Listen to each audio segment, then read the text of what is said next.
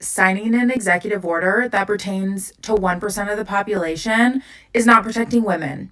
It's setting a dangerous precedent, and it is dangerous for the trans community, women, minorities, anyone who is not a straight white man.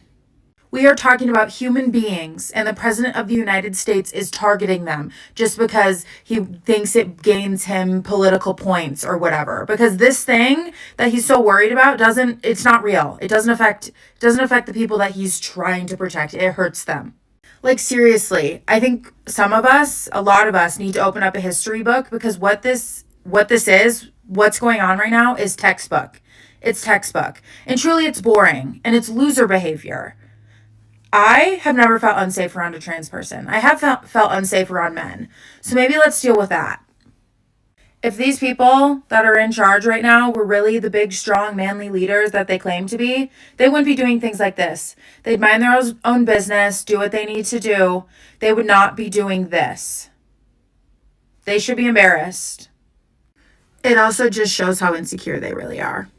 Also, whenever I post anything political and it blows up whatsoever, I get shadow banned. So there I am again because I made fun of Elon Musk. How fragile must you be? How fragile? Anyways, protect trans kids, protect trans people. Hi guys, welcome back to the channel. So what you saw there was an example of the reactions to Trump signing his executive order to protect women's sports. I'm happy to say that that sort of reaction is in the minority. However, it still astounds me that people are still pushing these same old tired arguments, these same old failed justifications for allowing men into women's sports, for allowing boys to compete against girls. The fact is, the 1% of the population was the reason why our legislation was turned upside down, was the reason why women were essentially erased, replacing the word woman with gender identity. Protections that were supposed to be afforded specifically to women were taken away from women and given to men who identify as women. Taking away the protections that women expect when it comes to single-sex spaces, when it comes to their own category in sports, something women fought very hard for. For 1% of the population, women's spaces were taken away, something that many women rely on, depend on, for their security, for their peace of mind, for their safety. And what is unforgivable is that women were left to be assaulted. Girls were left to be assaulted. Girls in locker rooms were exposed to things that they should not have been exposed to, simply due to gender identity. It just shows how absurd it was to erase women, to force people to not live in reality, and to turn everything on its head, all for 1% of the population. One championship in a women's division going to a male athlete is one too many. One record being altered more than likely permanently is one too many. But it wasn't just one, it was multiple championships, multiple records. And it wasn't just in high schools and it wasn't just in colleges. Women still have to deal with this issue when it comes to private sporting bodies. So thank God Trump signed that executive order and brought back sanity and brought back protections that is specifically for women. Categories in sports exist for a reason, and gender identity is not a good enough reason to do away with those categories. And to go around saying that you're okay with trans women as if someone identifies as trans, they're automatically safe. That is a dangerous message, and it's extremely naive and pretty ignorant. You better have your wits about you and don't let your guard down just because somebody claims to identify as trans. Absolutely ridiculous. And to say that this isn't a real issue, that this isn't real. You know what else isn't real? Boys needing tampons, the need for tampon machines in boys' bathrooms. That isn't a real issue, and that is nothing but a waste of money. But you're dismissing the danger that comes with a girl being in a locker room with a boy or a man who claim to identify as a woman. You're dismissing the danger of women and girls being exposed to male genitalia in the locker room. No girl should be put in that position. No female athlete should be put in that position in their locker rooms. So while you're going to go ahead and support tampons in the boys' bathroom and the money that's spent on that and the resources that have been taken elsewhere and put towards doing that, the rest of us are going to get back to reality and get back to acknowledging what is safe and what needs to be in place. And that is categories in sports and single-sex spaces. Thankfully, we have a president that understands that. rather than insisting we refer to singular people as they, them. One person to respond to Tim Walz's daughter is Jillian Michaels. That very video was played, and this was her response. If these people that are in charge right now were really the big, strong, manly leaders that they claim to be, they wouldn't be doing things like this. They'd mind their own business, do what they need to do. They would not be doing this. I don't know if she's aware of this. I'm going to break some news for her. I hope she's watching.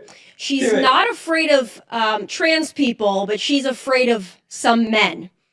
Who wants to tell her that it's the men who are pretending to be women? They're men, Hope. That's the point. Don't do this one. XY chromosome equals man. XX chromosomes equals woman. So did I cover it? Do you think that's clear enough? This one, I promised myself. I keep talking about the necessity to take the high road, to approach all of these conversations with empathy, to stick to the facts. You know, it's like, all right, let's talk about the science here. Let's not get emotional. Let's try to be empathetic to both sides so we can win the argument.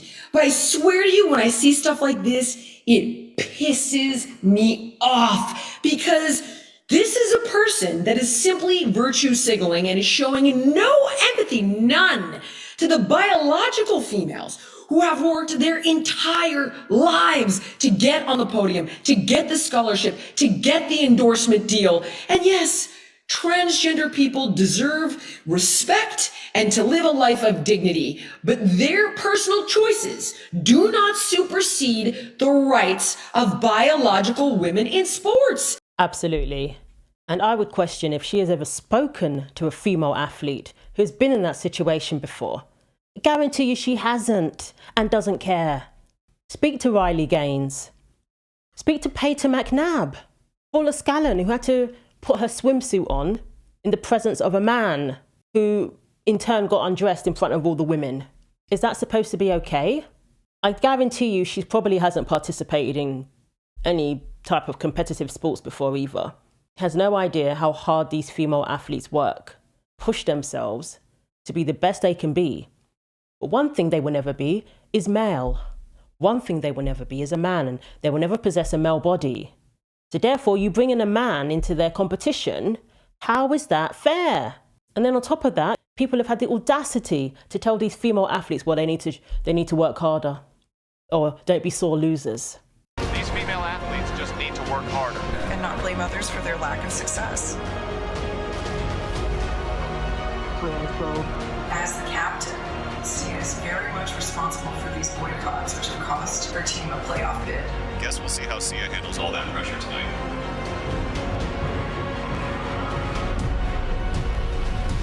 What about the rights of these girls? What about the rights of these female athletes? And what you're defending is misogyny in a dress, is misogyny wearing lipstick. That's what you're defending.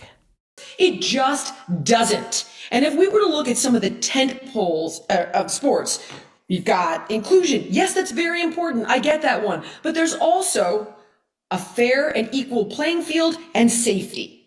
So when you're prioritizing those three things, safety comes first, fair playing field comes next, and then inclusion. And by the way, nobody is saying that transgender athletes can't play sports, but why don't they take the disadvantage, biologically speaking, and then play with biological males, and you could be a transgender female. Go ahead, you take the hit. There's the inclusion piece. So why is it not fair then? Because you're uncomfortable? Well, the biological females are uncomfortable.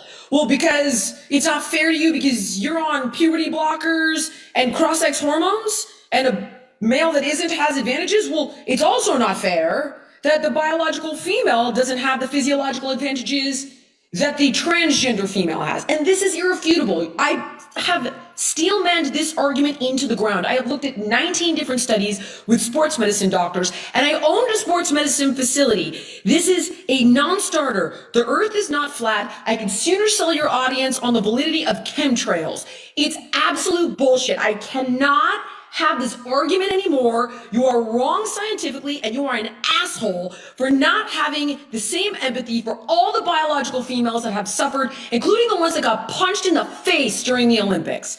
This one just... Now, people have their own views when it comes to those topics, flat earth and chemtrails. I'm not going to get into that. But there you go. I couldn't have said it better myself. It's as simple as that. Where is the empathy for the women? None. It's almost as if it's okay to trample on the women, trample on the female athletes, call them bigots, and defend the disenfranchised. The women were the ones who were disenfranchised from their own sports. So thank God we've got a president who says enough is enough of this nonsense. And guess what? He was given a mandate by the majority of people in this country. It's still the majority. Nobody's regretting their decision. Nobody regretted it when he signed that executive order. We thought, great, finally. As opposed to rewriting Title IX, which is what the Biden administration did. Rewrote it to the point where they made it so that it could be used against women. That is unacceptable. Women should be the last people to support that. So let me know what you think. Thanks for watching. Like, comment and subscribe. Take care of yourselves, and God willing, I will see you in the next video.